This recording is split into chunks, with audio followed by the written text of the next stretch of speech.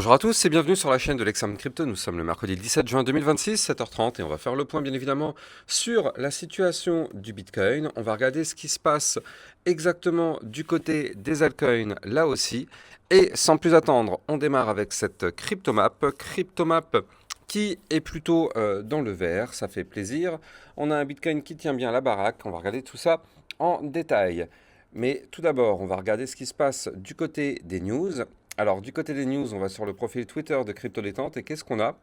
On a que les ETF Bitcoin enregistrent des sorties tandis qu'Ethereum, Solana, XRP et attirent de nouveaux capitaux. Alors, du côté de Bitwise qui viennent d'acheter 77 097 hype pour l'équivalent de 5,1 millions de dollars.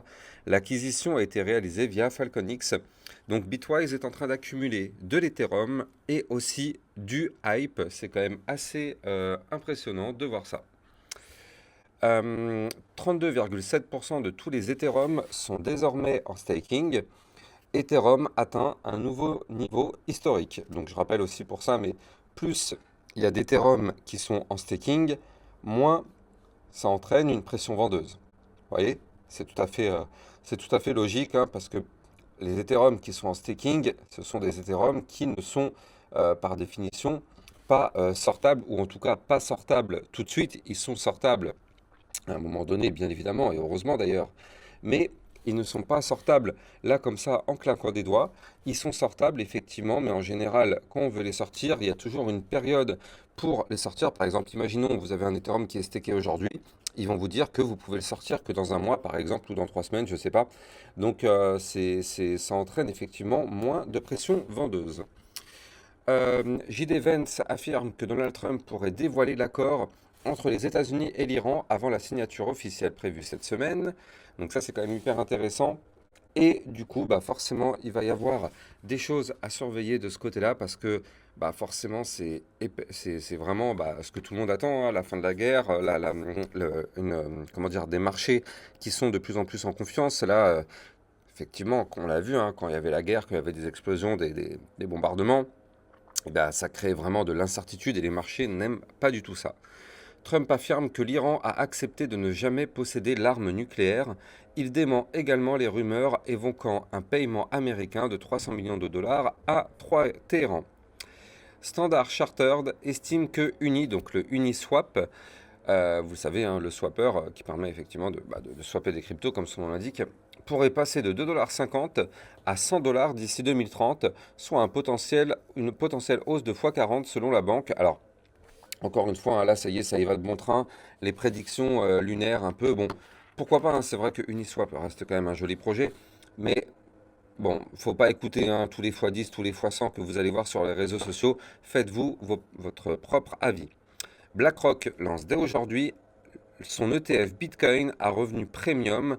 Objectif 15 à 25% de rendement annuel. C'est juste hallucinant. Hein, je ne sais pas si vous vous rendez compte, 15 à 25% de rendement annuel. Oh, j'ai même pas envie de parler de ça tellement elle m'énerve. Oh, ça m'énerve. Mais j'ai juste envie de vomir en fait. La BCE estime que la finance tokenisée ne pourra pas scaler sans monnaie de banque centrale. Non mais stop. Enfin, juste arrêtez-vous 2 secondes sur cette phrase-là. La BCE estime que la finance tokenisée ne pourra pas scaler sans monnaie de banque centrale. Tous les autres pays se lancent à fond dans la tokenisation d'actifs. Et nous, en Europe, on n'y va pas. Mais c'est systématiquement pareil. Systématiquement pareil. En fait, tous les pays avancent et nous, on régresse. L'Europe régresse. C'est quand même assez fou. C'est fou. Et malheureusement, c'est fou, mais c'est comme ça. Bon, bah, après, le problème, c'est que bah, il y a aussi des gens, je ne sais même pas si elle comprend de quoi ça parle. Enfin, je ne sais même pas si elle connaît tout cet écosystème.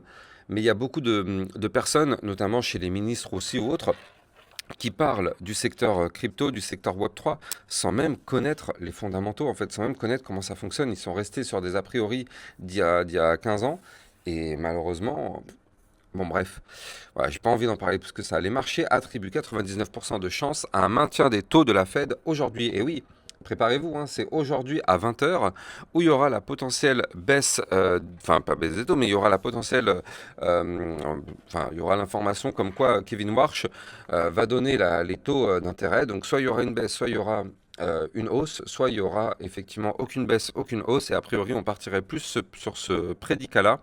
Donc affaire à surveiller. Les États-Unis autoriseraient l'Iran à reprendre immédiatement les ventes de pétrole. Les sanctions sur le transport, l'assurance et les services bancaires pourraient également être suspendues. Donc effectivement, ça, c'est quand même un peu mieux. Alors, du côté des vidéos privées, qu'est-ce qu'on avait vu hier? On avait vu hier la crypto virtuelle Algo et WLD. Donc effectivement, très intéressant. Je rappelle que les vidéos privées sont là pour vous faire avoir des belles opportunités crypto. On l'a encore vu il y a quelques jours, hein. Regardez, avec le hype qui a poussé 13%, elle avait été donnée dans les vidéos privées. Ça, c'était la crypto-monnaie NIR Protocol aussi qui a poussé un plus, enfin non, c'est le contraire, 13 pour le NIR et 29 pour le hype. Tout ça, ça se passe dans les vidéos privées. Vous avez le meilleur de l'analyse technique, des pépites et aussi des vidéos de suivi régulières par rapport à plein de cryptos. Vous avez le lien des vidéos privées en description de vidéo. Et n'oubliez pas aussi, pour tous ceux qui le souhaitent, eh bien, j'ai sorti un livre, donc le dictionnaire crypto. Donc vous pouvez effectivement voir plein de termes techniques, tout ce que vous ne connaissez pas, en fait, tout est expliqué, il y a tous les termes techniques qui sont là. Donc n'hésitez pas, vous avez le lien en description de vidéo. Si vous voulez connaître effectivement un terme, bah il y a tout. Il y a tout ce que vous avez besoin de savoir dans ce dictionnaire crypto, donc n'hésitez pas, vous avez le lien du dictionnaire en description de vidéo. Allez, on va démarrer la partie analyse technique. Avant ça, je rappelle bien sûr à tout le monde que tout ce que je vais dire n'est en aucun cas un conseil financier. C'est à vous de faire vos propres recherches. Et n'oubliez pas que le trading de crypto-monnaie comporte des risques de pertes partielles ou majeures. Et donc, on démarre avec, alors laissez-moi aller chercher le Bitcoin. Voilà, le Bitcoin à 65 790 $. Alors, qu'est-ce qui s'est passé concrètement? Hier, on était sur une journée de pullback.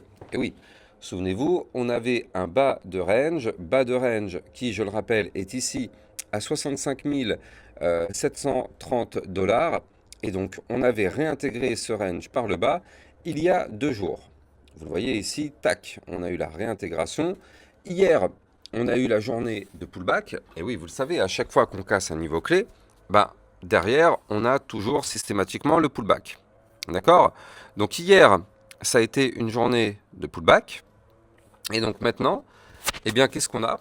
On a clôturé hier juste en dessous le niveau clé à breaker. D'accord? Les fameux 65 730 $. Hier, on a clôturé en dessous. Bon, c'est pas bien grave en soi. Regardez, c'est une toute petite clôture en dessous. Donc, en soi, c'est pas vraiment un souci. On est toujours en dessous du bas du range et pour l'instant, il n'y a pas de réintégration officielle. Mais je rappelle que en cas de réintégration officielle, donc quand on dit réintégration, c'est-à-dire réintégration plus pullback, alors dans ce cas-là, le but pour le Bitcoin serait d'aller chercher le haut du range. C'est pour ça que c'est déterminant de regarder ce qui se passe actuellement. On est vraiment sur une zone déterminante du côté du Bitcoin parce que là, on est quand même en train de parler d'un range à plus combien? On est en train de parler d'un range à plus 7,88%. D'accord? Donc là, on a un Bitcoin qui est en train de tenter. Malheureusement, pour l'instant, ça n'arrive pas.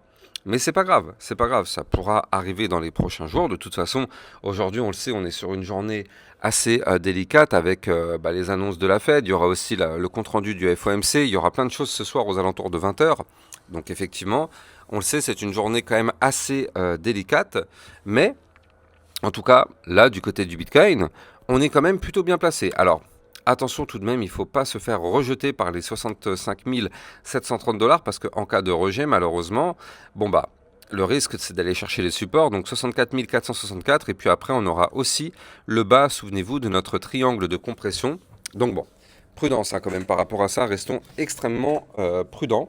Néanmoins, là pour le moment, ça reste complètement encourageant. Regardez le Bitcoin qui fait quand même une belle poussée haussière ici.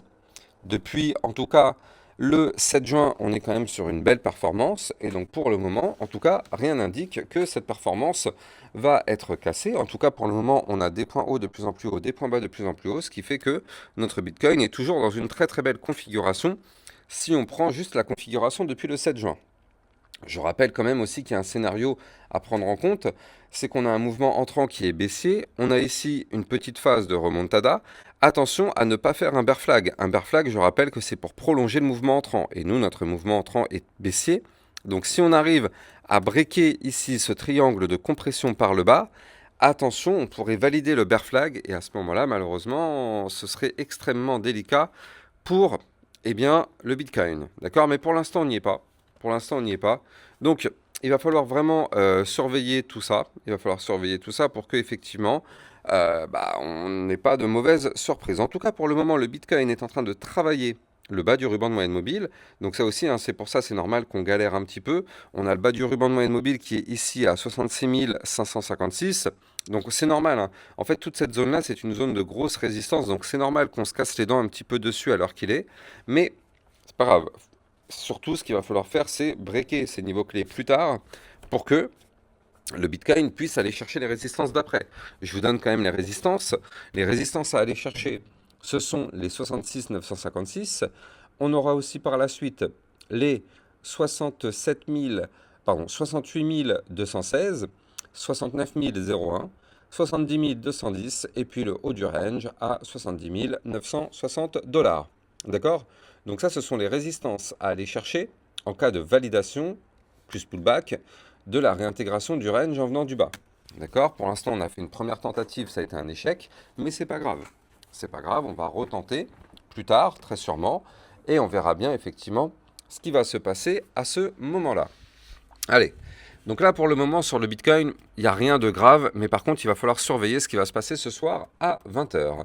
Allez, allons voir ce qui se passe du côté de l'Ethereum. Alors, du côté de l'Ethereum, très intéressant parce que pour l'instant c'est pareil, on est bloqué mais on travaille. Alors avant de continuer, je rappelle d'ailleurs que vous pouvez trader les cryptos, ça se passe sur Bybit Europe, la plateforme de trading qui est validée en Europe, hein, attention parce qu'il y a d'autres plateformes telles que Binance en ce moment qui sont un peu dans le rouge.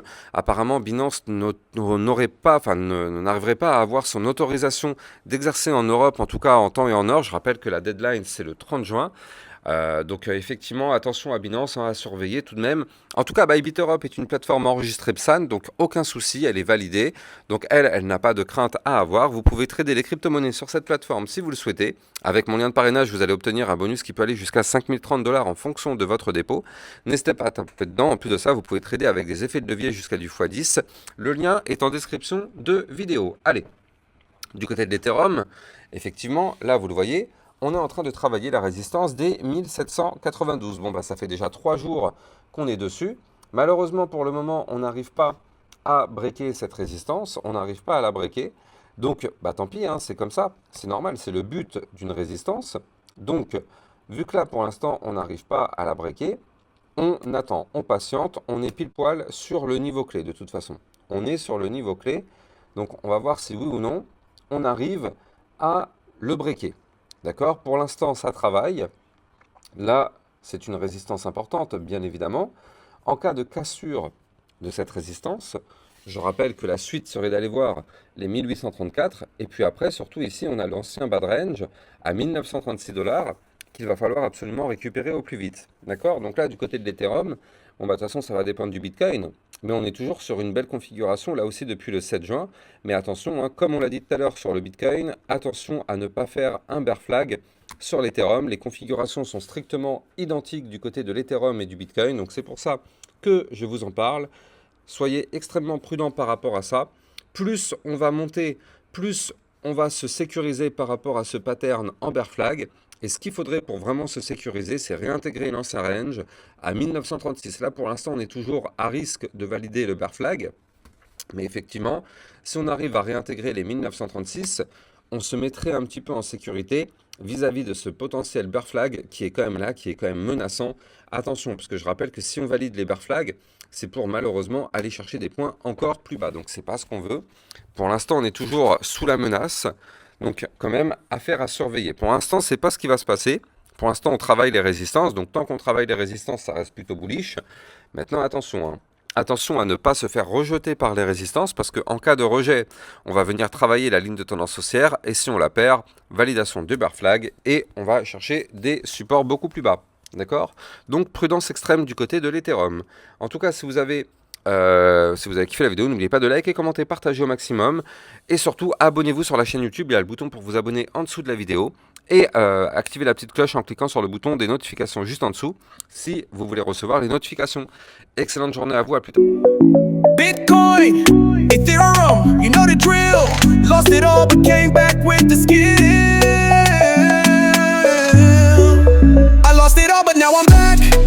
Crypto millionaire, that's a fact.